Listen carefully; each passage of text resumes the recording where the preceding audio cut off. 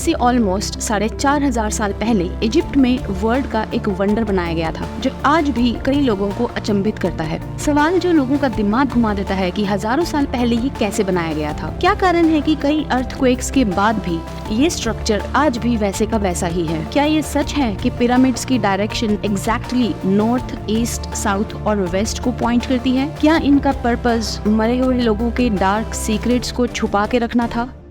The great pyramid of Giza, जिसकी ऊंचाई 147 metres थी और ये लगभग 4000 सालों तक दुनिया का सबसे ऊंचा इंसानों द्वारा बनाया गया स्ट्रक्चर था। इसको बनाने में काफी भारी पत्थर इस्तेमाल हुए थे और माना जाता है कि इनका टोटल वेट 60 लाख टन था। इसको अगर आज के मॉडर्न स्ट्रक्चर से कंपेयर किया जाए तो बुर्ज खलीफा, जो कि ऑलमोस्ट 1 किलोमीटर ऊंची बिल्डिंग है और वर्ल्ड की सबसे ऊंची बिल्डिंग का रिकॉर्ड भी इसी के पास है, तो आपको जानकर हैरानी होगी कि इसका वेट सिर्फ 5 लाख टन है। सवाल जो लोगों का दिमाग घुमा देता है कि हजारों साल पहले ये कैसे बनाए गए थे। उस टाइम न क्रेन्स थी, न कोई मॉडर्न मशीनरी। इनफैक्ट उस टाइम तो व्हील यानी कि पहिए का भी इन्वेंशन नहीं हुआ था। इसके बावजूद उन लोगों ने ऐसा स्ट्रक्चर बनाया जो कि 4,500 साल बाद भी एज इट इज खड़ा है। दुनिया में ऐसा कोई भी दूसरा स्ट्रक्चर नहीं है जो कि इतना पुराना हो और आज भी वैसे का वैसे ही खड़ा हो। तो ये कैसे हुआ, चलिए समझने की कोशिश करते हैं। द ग्रेट पिरामिड, जो कि ऑलमोस्ट 2500 BC में बनाए गए थे, वर्ल्ड के सबसे अनोखे स्ट्रक्चर हैं। ये मकबरे लाइमस्टोन्स से बनाए गए थे और इनका पर्पस मरे हुए लोगों के डार्क सीक्रेट्स को छुपा के रखना था। जितना हम टाइम में पीछे जाते जाएंगे, हमारे लिए ये पता करना उतना ही डिफिकल्ट होता जाएगा कि ये कब, क्यों और कैसे हुआ। ये माना जाता है कि great pyramid of Giza 2560 BC में फेरो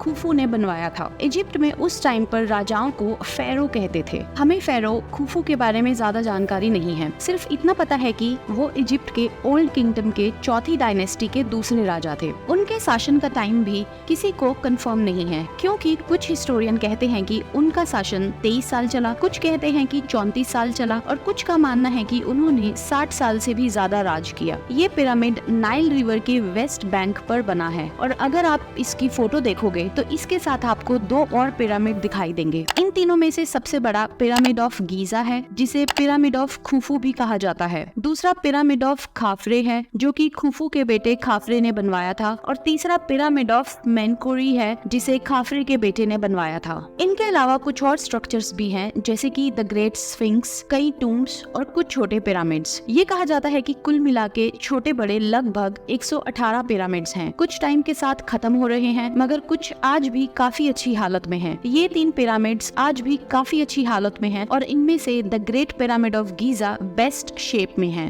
अब सवाल ये उठता है कि इन्हें क्यों बनाया गया था। इसका जवाब ये है कि जिस तरह से पुराने जमाने में एंशिएंट मॉन्यूमेंट्स को मकबरे की तरह इस्तेमाल किया जाता है, ये पिरामिड्स भी इसीलिए ही बनाए गए थे। फेरो को इसमें दफन किया जाता था और एंशिएंट इजिप्शियंस आफ्टर लाइफ में यकीन करते थे और वो ये मानते थे कि लाइफ डेथ के बाद खत्म नहीं होती। उनका ये भी मानना था कि डेथ के बाद जो आत्मा है वो अंडरवर्ल्ड में चली जाती है और भगवान उन्हें जज करते हैं। जिसने जिंदगी में अच्छे काम किए होते हैं उनको आफ्टर लाइफ में इमोर्टैलिटी मिल जाती है और उसी वजह से फेरो अपने लिए टूम्स बनवाते थे और उन टूम्स में काफी मात्रा में खाना, कपड़े, ज्वेलरी, फर्नीचर और खजाना दफन किया जाता था ताकि वो उसे आफ्टर लाइफ में इस्तेमाल कर सकें। उनकी मौत के बाद उनकी बॉडी को ममी बना दिया जाता था और लकड़ी या स्टोन की सार्कोफेगस यानी कि पत्थर की बनी हुई कब्र में सील कर दिया जाता था। अब आप ये सोच रहे होंगे कि हम इतना श्योर कैसे हैं कि इन पिरामिड्स को एज अ टूम्ब ही बनवाया गया होगा। तो इसके 2 मेन रीजन हैं। पहला कि इन पिरामिड्स में काफी स्क्रिप्ट्स मिली हैं और पत्थर की बनी हुई कब्र पर टेक्स्ट मिले हैं जिनसे उनके कस्टम के बारे में पता चलता है, और दूसरा ये कि ज्यादातर पिरामिड्स इजिप्ट और सूडान में एज अ टूम्ब यूज किए गए हैं। लेकिन हैरानी की बात ये है कि the great pyramid of Giza में ऐसा कोई सबूत नहीं मिला है, इसीलिए कई लोग अपनी अलग अलग थ्योरीज बनाते रहते हैं। जब आर्कियोलॉजिस्ट्स पिरामिड के अंदर गए तो उन्हें 3 रेलिक्स मिले और एक खाली सार्कोफेगस। उस सार्कोफेगस यानी कि पत्थर की बनी हुई कब्र को खुफू का बताया गया और ये भी कहा गया कि पहले यहाँ खजाना रखा गया होगा। ये माना जाता है कि आर्कियोलॉजिस्ट्स के जाने से पहले ही उसे लूट लिया गया होगा। कुछ थ्योरीज तो काफी क्रेजी हैं, जैसे कि द ग्रेट पिरामिड एक पावर प्लांट था जो कि इलेक्ट्रिसिटी जनरेट कर सकता था। कुछ लोगों का मानना है कि एंशिएंट इजिप्शियन इजिप्शियंस टेक्नोलॉजिकली काफी एडवांस थे और उन्हें इलेक्ट्रिसिटी बनानी आती थी। इस थ्योरी को प्रूव करने के लिए वो लोग कुछ पुराने आर्ट वर्क का रेफरेंस देते हैं जो कि इजिप्ट के पुराने मंदिरों में मिले। वो ये भी कहते हैं कि वो उस टाइम लाइट बल्ब बना रहे थे। उनका ये मानना है कि एंशिएंट इजिप्शियंस के पास वो टेक्नोलॉजी थी, लेकिन बाद में वो किसी तरह से खत्म हो गई। अब जैसा कि होता आया है कि जहाँ एविडेंस नहीं मिलता वहाँ लोग कॉन्स्पिरेसी थ्योरीज बनाना शुरू कर देते हैं। दूसरी पॉपुलर थ्योरी ये है कि पिरामिड अनाज को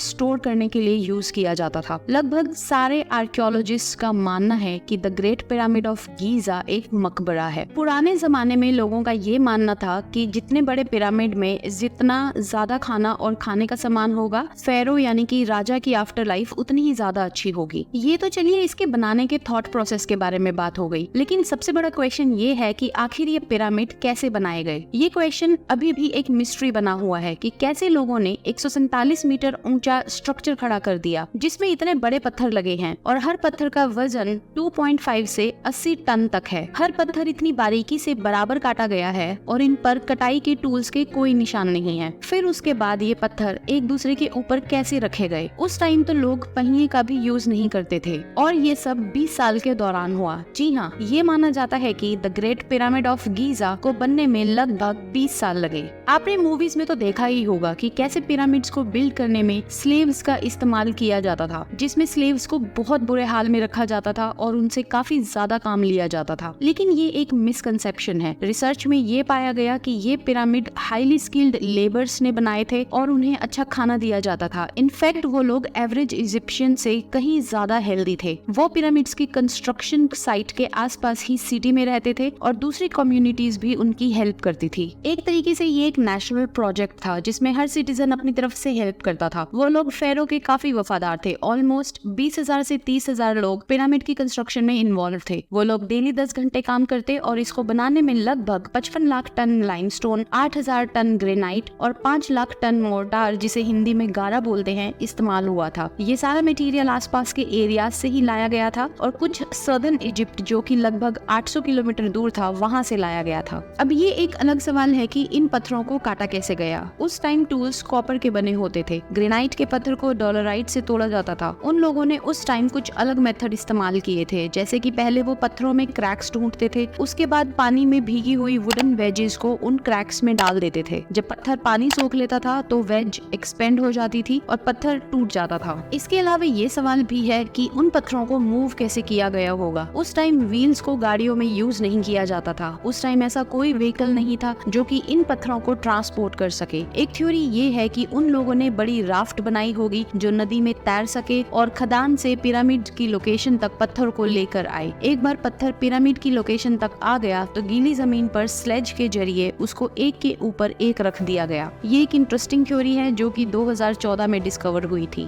ये एक पेंटिंग के थ्रू पता लगा जो कि जेहुटीहुटेप के टूम में मिली। ये टूम 1900 BC में बना था। इस पेंटिंग में आप देख सकते हैं कि 170 लोग एक स्टैचू को स्लेज के थ्रू खींच रहे हैं। इस भारी स्टैचू को खींचने के लिए रस्सियों का इस्तेमाल किया गया था। इस पेंटिंग में ये पाया गया कि एक आदमी स्टैचू के सामने मिट्टी में पानी डाल रहा है। पहले आर्कियोलॉजिस्ट से ये सोचा कि ये एक रिचुअल का पार्ट है, एक ट्रेडिशन जिसमें स्टैचू के आगे पानी डाला जाता है। जब इसे फिजिसिस्ट डैनियल और उनकी टीम ने टेस्ट किया तो पाया कि अगर एक स्पेसिफिक अमाउंट में पानी मिट्टी में डाला जाए तो वो पत्थर और ग्राउंड के बीच के फ्रिक्शन को कम कर देता है। ये स्पेसिफिक रेशो अराउंड 2% से 5% है। अगर इतना पानी मिट्टी में डाला जाए तो गीली मिट्टी में किसी भी चीज को खींचने में आसानी होती है। एक बार ये समझ में आने के बाद हमें ये पता लगाना होगा कि स्टोन एक के ऊपर एक कैसे रखे गए होंगे, बिना मशीनरी के कैसे ये भारी पत्थर उठाए गए होंगे। नॉर्मली ऐसे काम को करने के लिए पुली सिस्टम यूज होता है, मगर उस टाइम व्हील्स सिर्फ पॉटरी में ही इस्तेमाल होते थे, तो उस टाइम उन्होंने रैंप्स का एक एफिशिएंट सिस्टम बनाया था। 2015 में इंग्लिश और फ्रेंच आर्कियोलॉजिस्ट्स ने ऑलमोस्ट 4,500 साल पुराना एक वुडन रैंप एक खदान में से ढूंढ निकाला था। स्कॉलर्स ये कहते हैं कि रैंप इस तरीके से बना होगा कि एक स्लोप नीचे से ऊपर तक गई होगी। पत्थरों को ऊपर पुश करने के लिए वुडन पिलर्स का एक सिस्टम ढलान पर इंस्टॉल किया गया होगा और पिलर्स पर रस्सियां बांधकर स्टोन्स को खींचा गया होगा। ये फिजिसिस्ट जोसेफ वेस्ट ने 2014 में सजेस्ट किया था कि पिरामिड का एक लेवल कंप्लीट करने के बाद वो नई स्लोप यानी कि ढलान बनाते थे और इस बात का ध्यान रखते थे कि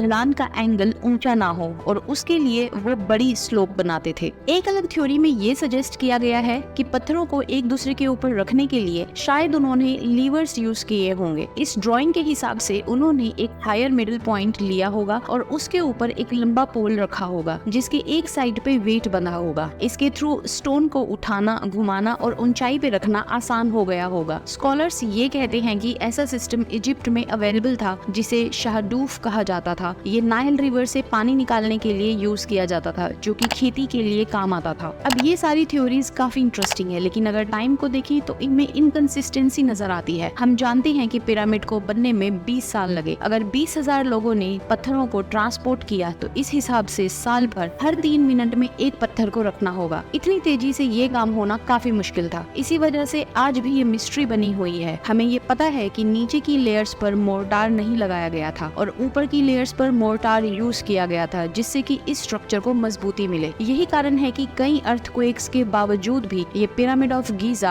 आज भी वैसे का वैसे खड़ा है। इसके अलावा पिरामिड की outer most layer whitish limestone से बनी है। इसका मतलब ये है कि जब सनलाइट उसके ऊपर पड़ती थी तो वो चमकता था। हजारों सालों में ये लेयर पिरामिड से खत्म हो गई है। ये थोड़ी सी लेयर सिर्फ पिरामिड ऑफ खाफरे के ऊपर ही दिखती है। कंस्ट्रक्शन के अलावा इसका डिजाइन भी काफी फैसिनेटिंग है। क्या आपको पता है कि पिरामिड्स की direction exactly north, east, south और वेस्ट को पॉइंट करती है? यहाँ एक छोटा सा एरर है जो कि डिग्री का सिर्फ 1/15 है। ये चारों डायरेक्शन में एग्जैक्टली पॉइंट करता है। ये कैसे हो सकता है? उस टाइम कोई कंपास नहीं था और ना ही जीपीएस जैसी कोई नई टेक्नोलॉजी। एक थ्योरी ये है कि इजिप्शियंस ने अपने अपने डिजाइन को अलाइन करने के लिए स्टार्स का यूज किया। 1989 में रॉबर्ट बाउअल ओरियन कोरिलेशन थ्योरी लेकर आए। उन्होंने दावा किया कि गीजा के तीनों पिरामिड्स ओरियंस बेल्ट के 3 स्टार्स से अलाइंड हैं। उनका मानना था कि एंशिएंट इजिप्शियंस एस्ट्रोनॉमी जानते थे और वो स्टार्स को स्टडी करते थे, लेकिन हिस्टोरियंस मानते हैं कि ये थ्योरी सही नहीं है क्योंकि तीनों पिरामिड्स एक टाइम में नहीं बने थे और ना ही इनका प्लान एक टाइम पे बना था। 1999 में जब एस्ट्रोनॉमर्स ने ये टेस्ट किया कि क्या तीनों पिरामिड्स स्टार्स के साथ अलाइंड हैं, तो उन्होंने ये पाया कि ऐसा नहीं है। दरअसल बात ये है कि इतने हजारों सालों में कॉन्स्टेलेशन मूव हो चुका है और स्टार्स की अलाइनमेंट बदल चुकी है। कुछ लोगों का तो ये भी मानना है कि पिरामिड्स एलियंस ने बनाए हैं, लेकिन चाहे जो भी हो, ये पिरामिड्स कंस्ट्रक्शन का एक मार्वल है। इतने हजार साल पहले ह्यूमंस ने इसे उस टाइम की टेक्नोलॉजी के हिसाब से बनाया था जो कि किसी चमत्कार से कम नहीं है। Thank you for watching.